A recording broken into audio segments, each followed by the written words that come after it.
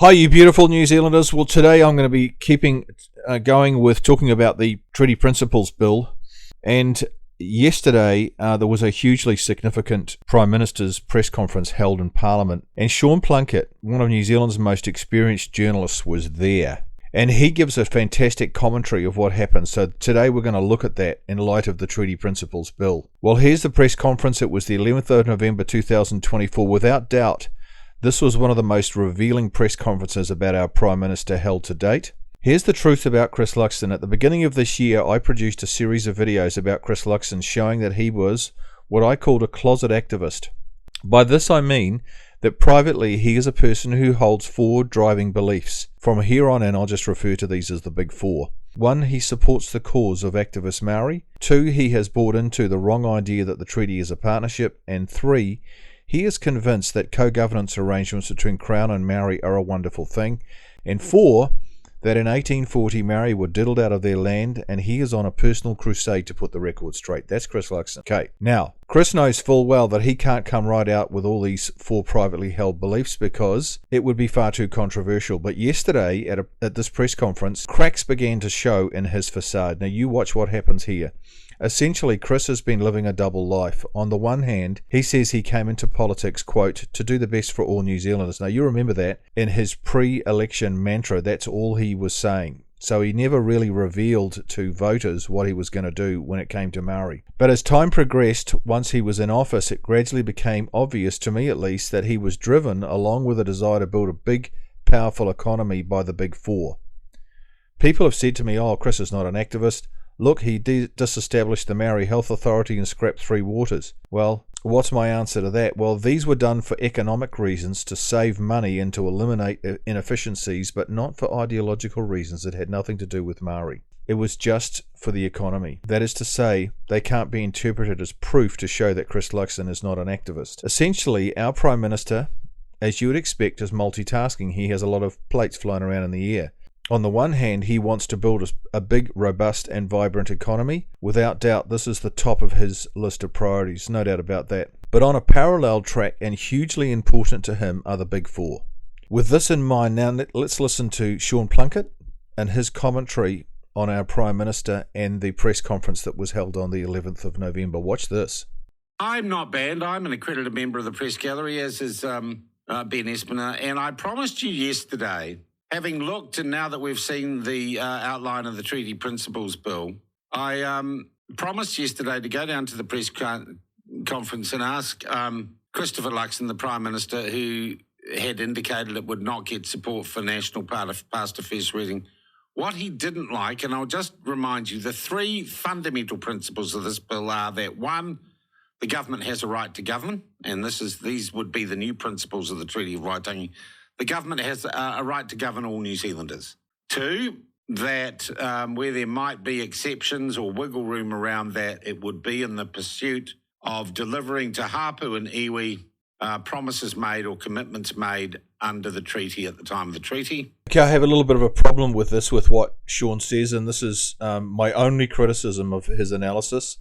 Sean says he doesn't have a problem with Principle 2 of the Treaty Principles Bill, but there's a big problem with this principle. Principle 2 says that iwi and hapu, via settlement arrangements, can be afforded privileges and payouts promised to them at the time of the treaty. The problem with this is that iwi and hapu, that's i.e. Maori, were not afforded any special privileges via the treaty as signed in 1840, none whatsoever. Their privileges were the same as all other British citizens, period.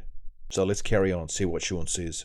And 3, that all New Zealanders are equal before the law in their rights, obligations, and what they receive. And you wouldn't have thought that was controversial. So the question I've been asking is, who disagrees with that? How can you disagree with a bill that seeks to enshrine that in legislation, rather than leave it to activist judges, woke bureaucrats, and elitists to decide what the principles are and to change them without reference to the people of New Zealand? So I went to the press conference yesterday and I delivered on my promise.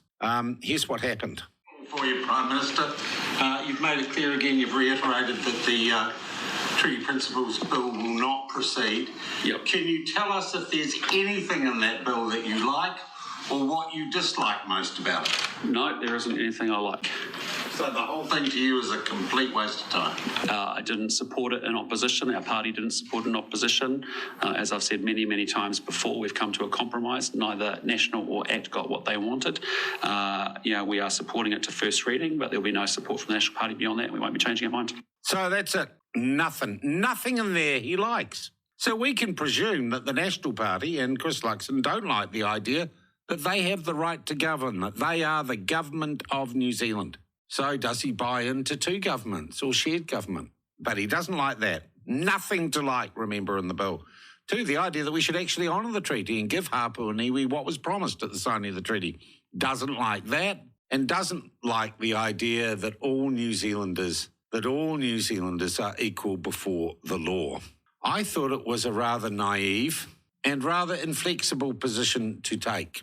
I think it showed a lack of imagination, and it was said with some directness and some venom. It was said at a time that a tiny minority of stirrers, aided and abetted by our mainstream news media, are beginning a 9-day, now 8-day walk down the country, or they're driving, to screech that the bill is racist and terrible. But I thought, okay, that's the Prime Minister's position. He's made it clear he's allowed to take a position. I was surprised that there's nothing in the bill he likes. He just, hates the bill, hates the idea of equality, hates the idea of one government for all people. So I thought I'd go back a little bit later in the press conference and we'd have another crack at him. Here's how that went.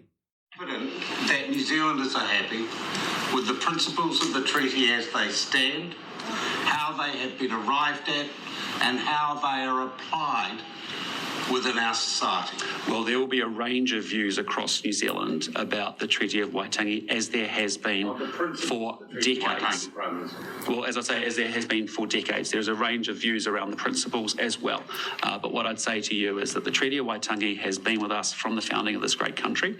It's going to continue to be with us. We have wrestled with it, we have grappled with it, but it has enabled the Crown and Māori to work together and work our way through very complex and very difficult issues. And I would just say to you, if you look at other examples of race relations around the world, as imperfect as our history has been, this has served us incredibly well, the ability to continue to engage on difficult, complex and challenging issues. Okay, what are we to make of Chris's summary of the treaty that he's just given? He describes it as complex, difficult and challenging. So how should we respond to this? Well, as it was written and understood in 1840, it was neither complex nor difficult nor challenging. In fact, it is a remarkably simple and straightforward document. How so? Well, first up, it's short.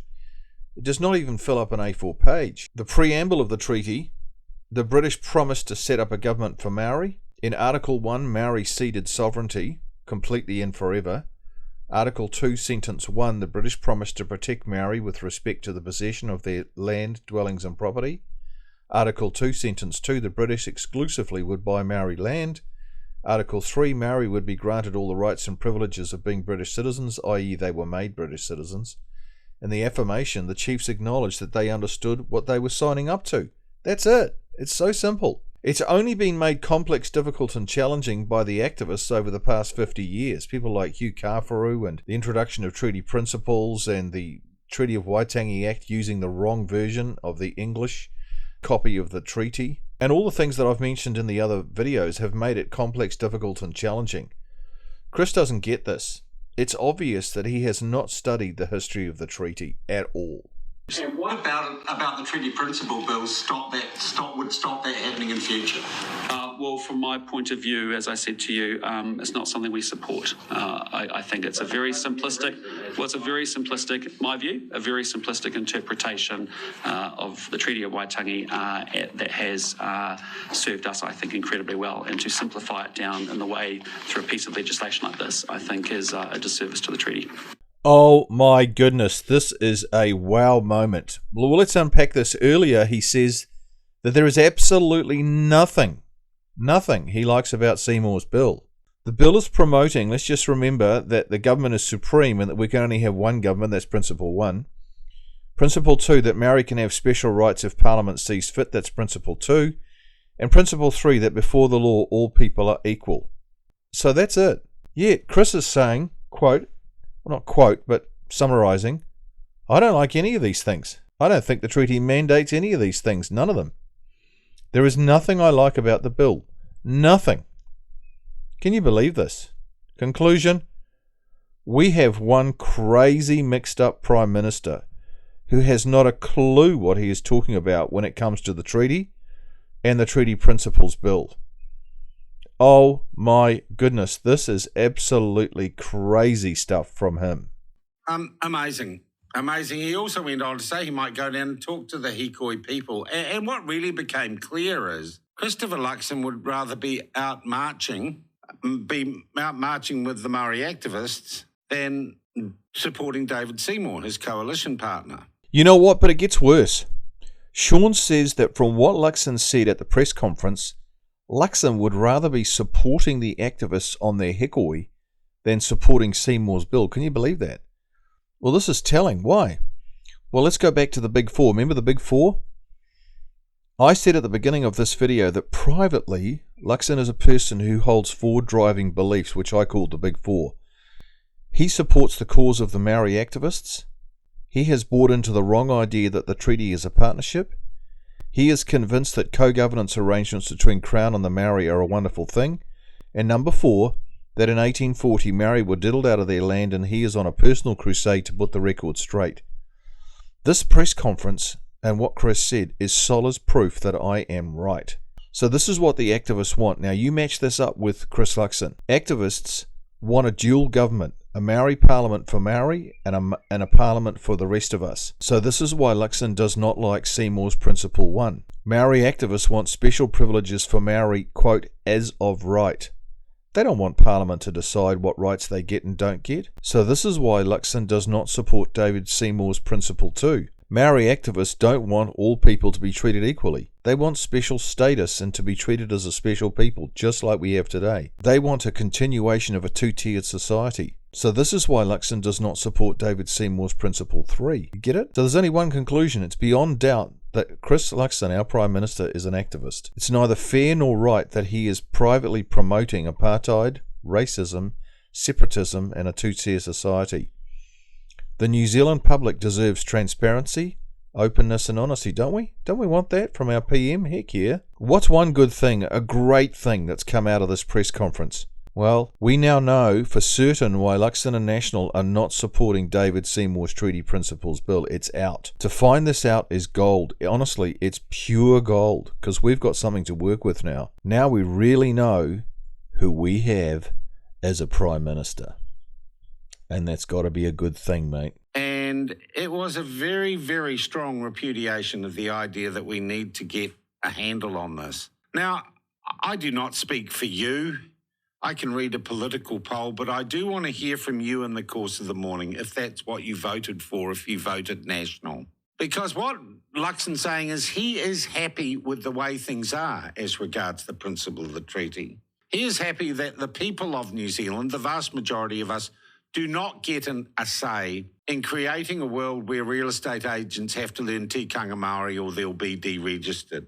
Where Māori medical students don't need to be as smart as other medical students to get into med school, and that change, which doesn't make anyone poorer from a tougher background, give them any advantages in life. He seems to be saying, I'm okay with the way things are. And I'm not sure that that's what, whether you voted New Zealand First Act or National, I'm not sure that that's what those people voted for. And I'm not sure that that's what Middle New Zealand wants. But he put his stake very, very clearly in the ground yesterday. He was almost dismissive of David Seymour. I'd say the tone was aggressive towards David Seymour and supportive towards the Hikoi. He could not explain in any detail why the Treaty Principles Bill threatens race relations in New Zealand. And he had bought entirely into the rhetoric which is spouted by the extremist activist and repeated and amplified by the legacy media that the bill is racist and divisive, when it is, in truth, nothing of the kind. Okay, guys, thank you so much for watching. That's enough for today's video. Thank you especially to Sean Plunkett and the platform. You guys are absolutely awesome. Your whole team is great, with Michael Laws and Panipa, I think her name is, the lady in the afternoon. She's awesome. I want Sean to ask the Prime Minister more questions like, you said that the Treaty Principles Bill is too simplistic. To make this judgment, you must know what the treaty says. Tell us what it says, Chris. Man, that is a great question. I'd love to hear the answer to that. And Sean, don't let him bluff and bluster and word salad you. Don't let him do that. You know what? We'd never get from the mainstream media what we just got from Sean and his attendance at that press conference. It was masterful. As usual, please like, comment, subscribe, and share this video with everybody. Subscribe to the platform. It's a great station. Thank you so much for those chipping in financially. This is a huge help to us. It keeps us going. So see you next time. You guys are awesome.